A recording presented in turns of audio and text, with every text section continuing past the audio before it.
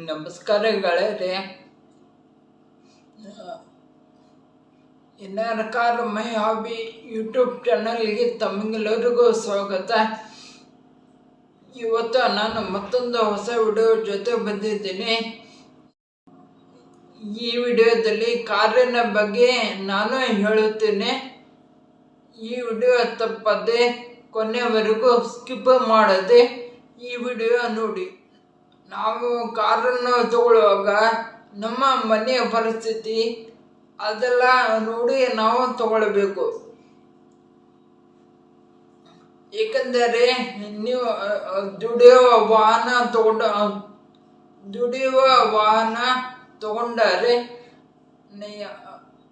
ನಾವು ಹೇಗಿದ್ವು, ನಮ್ಮ ಮನೆಯಲ್ಲಿ ಹೇಗಿದೆ, ನಮ್ಮ ಮನೆ ಹೇಗಿದೆ ಅದೆಲ್ಲ ನೋಡಿ ಪರಿಸ್ಥಿತಿ ನೋಡಿ ತಗೊಳ್ಬೇಕು. ಇಲ್ಲವಾದರೆ ಕಷ್ಟಕ್ಕೆ ಬೀಳ್ತೀರ. ನನ್ನದೊಂದು ಬೇರೆ ಒಂದು ಕೆಲಸ ಇದೆ. ನಾನು ಎಂಜಾಯ್ ಮಾಡಲಿಕ್ಕೆ ನಾನು ಕಾರು ತಗೊಳ್ಳುತ್ತೇನೆ. ಹಾಗೆ ಅಂದರೆ ನೀವು ಯಾವುದಾದ್ರೂ ತಗೊಳ್ಬೋದು. ಯಾವುದು ದೀಪಾವಳಿಗೆ ಬೇಕಾದರೂ ತಗೊಳ್ಬೋದು, ಚತುರ್ಥಿ ಬೇಕಾದರೂ ತಗೊಳ್ಬೋದು, ಆಫರ್ ಇದ್ದಾಗ ಬೇಕಾದರೂ ತಗೊಳ್ಬಹುದು, ಯಾವುದಾದ್ರೂ ತಗೊಳ್ಬೋದು. ಬಡತನ ಇದ್ದರೆ ತಾರನ್ನ ತಗೊಳ್ಬೋದು, ಆಡಿನ ತಗೊಳ್ಬೋದು, ಬೆಚ್ಚನ ತಗೊಳ್ಬೋದು. ಬಡತನ ಇದ್ದರೆ ಬೇರೊಂದು ಕೆಲಸ ಇದ್ದರೆ ನಾನು ಅದೇ ವಾಹನದಿಂದ ನಾನು ಊಟ ಮಾಡುತ್ತೇನೆ. ಹಾಗೆಂದರೆ ನಾವು ಅದೆಲ್ಲ ನೋಡ್ಲಿಕ್ಕಾಗೋದಿಲ್ಲ. ನಮ್ಮ ಮನೆಯ ಪರಿಸ್ಥಿತಿ ಏನಿದೆ ಅದೆಲ್ಲ ನೋಡಿಕೊಂಡು ನಾನು ತಗೊಳ್ಬೇಕು. ಅಂದರೆ ಮಾತ್ರ ಅದೊಂದು ಉದ್ಯೋಗ ಮಾಡುವ ಲಕ್ಷಣ ಅದು. ಇಲ್ಲ ನಾನು ನಮ್ಮ ಮನೆಯ ಪರಿಸ್ಥಿತಿ ಭಾಳ ಕೆಟ್ಟದ್ದಿದೆ, ನಾನು ಮಧ್ಯವರ್ತಿ, ಹಾಗೀಗೆ ಅಂದರೆ ನಾನು ಆಡಿ ತಗೊಳ್ಳುತ್ತೇನೆ, ಭರತ್ ಬೆಂಚ್ ತಗೊಳ್ಳುತ್ತೇನೆ ಅಂದರೆ ಆಗೋದಿಲ್ಲ. ಅದರ ಬಗ್ಗೆ ಅನುಭವ ಇದ್ದರೆ ಮಾತ್ರ ತಗೊಳ್ಳೋದು ಉತ್ತಮ. ಅದ್ರ ಬಗ್ಗೆ ಅನುಭವನೇ ಇಲ್ಲ, ನೀವು ಯಾವ್ದಾರ ಕಾರ್ ಅಥವಾ ಟ್ರಕ್ ಅಥವಾ ಬಸ್ಸನ್ನು ತಗೊಂಡರೆ, ಭಾರತ್ ಬೆಂಚ್ ದೊಡ್ಡ ಬಸ್ಸನ್ನು ತಗೊಂಡರೆ, ಕಾರು ತಗೊಂಡರೆ ನೀವು ಆಮೇಲೆ ಕಷ್ಟಕ್ಕೆ ಬೀಳ್ತೀರ. ಈಗ ನೋಡಿ, ಸಣ್ಣದೊಂದು ಮಾರುತಿ 800 ಅದನ್ನ ಸಾಮಾನ್ಯ ಅಲ್ಲ.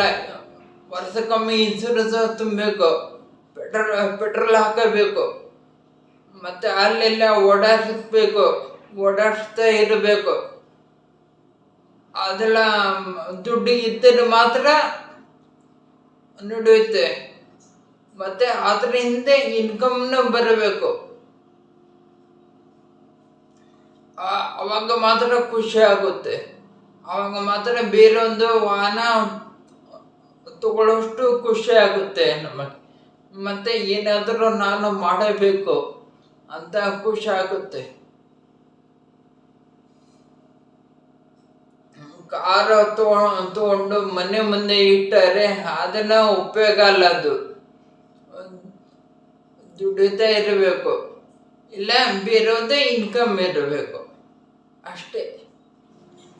ಈಗ ನೋಡಿ, ಯೂಟ್ಯೂಬ್ ಅಥವಾ ಇನ್ಸ್ಟಾಗ್ರಾಮ್ನಲ್ಲಿ ಒಂದೊಂದೇ ವಿಡಿಯೋ ನೋಡ್ತೀರ.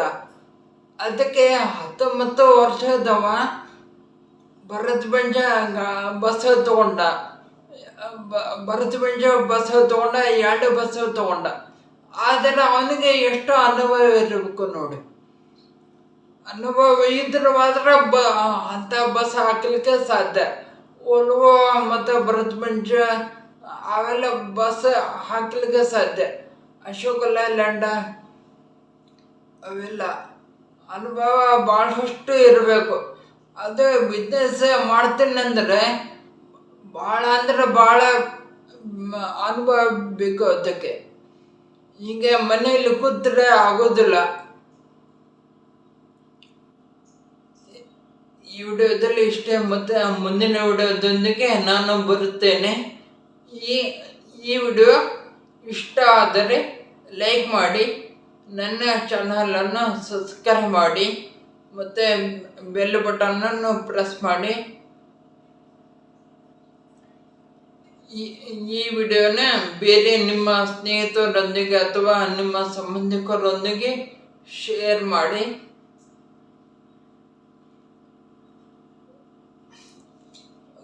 ಕಾರ್, ಬಸ್, ಟ್ರಕ್ ಇವೆಲ್ಲ ಓಡಿಸುವಾಗ ದಯವಿಟ್ಟು ಸೀಟ್ ಬೆಲ್ಟ್ ಹಾಕಿಕೊಳ್ಳಿ ಮತ್ತು ರಸ್ತೆಯ ನಿಯಮವನ್ನು ಪಾಲಿಸಿ. ಟೂ ವೀಲರ್ ಓಡಿಸುವಾಗ ಹೆಲ್ಮೆಟ್ ಹಾಕಿಕೊಳ್ಳಿ. ಇದು ಟೂ ವೀಲರ್ಗೂ ರಸ್ತೆ ನಿಯಮ ಇರುತ್ತೆ, ನೆನಪಿರಲಿ. ಅವಕ್ಕೆಲ್ಲ ರಸ್ತೆ ನಿಯಮ ಪಾಲಿಸಿ ಮತ್ತು ನಿಧಾನವಾಗಿ ಚಲಿಸಿ. ಮನೆಯಲ್ಲಿ ನಿಮ್ಮಪ್ಪ ಅಮ್ಮ ನಿಮ್ಮ ಹೆಂಡತಿ ಕಾಯ್ತಾ ಇರ್ತಾರೆ, ಅದು ನೆನಪಿರಲಿ. ವಿಡಿಯೋ ನೋಡಿದ್ದಕ್ಕಾಗಿ ಧನ್ಯವಾದಗಳು ಗೆಳೆಯರಿ.